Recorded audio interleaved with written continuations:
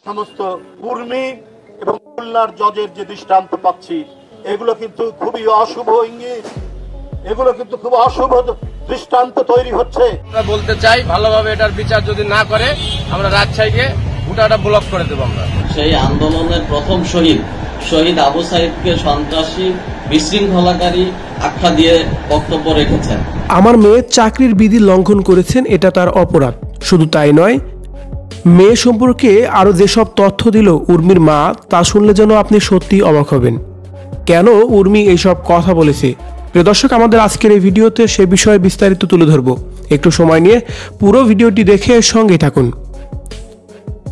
অন্তর্বর্তীকালীন সরকারের প্রধান উপদেষ্টা ছাত্র জনতার অভ্যন্তর নিয়ে কটূক্তি করে এবং ছাত্র আন্দোলনে নিহত আবু সাইদকে সন্ত্রাসী আখ্যা দিয়ে সম্প্রতি আলোচনায় আসেন সাময়িক বরখাস্ত হওয়া লালমনিরহাট জেলা প্রশাসনের নির্বাহী ম্যাজিস্ট্রেট তাপসী তাবাসসুম উর্মি।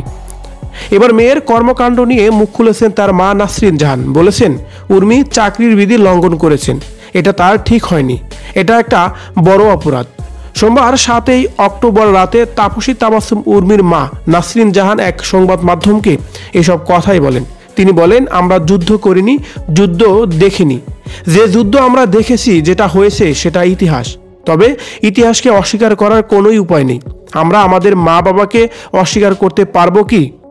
তিনি আরও বলেন, উর্মি ছাত্র জীবনে কোনো রাজনৈতিক সংগঠনের সঙ্গে জড়িত ছিল না, তবে 2018 সালে কোটা আন্দোলনে সম্পর্কিত ছিল। তখন তার 40তম BCS পরীক্ষা ছিল।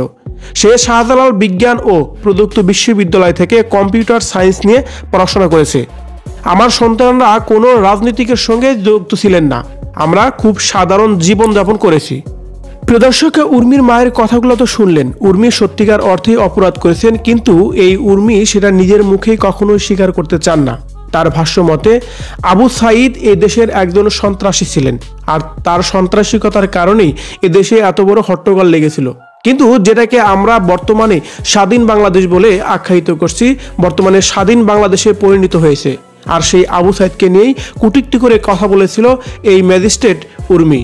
এই উর্মিকে নিয়ে যদি আপনার কোনো মতামত থেকে থাকে, অবশ্যই কিন্তু কমেন্ট করে জানাবেন কমেন্ট বক্সে। ধন্যবাদ পুরো ভিডিওটি দেখে সঙ্গে থাকার জন্য।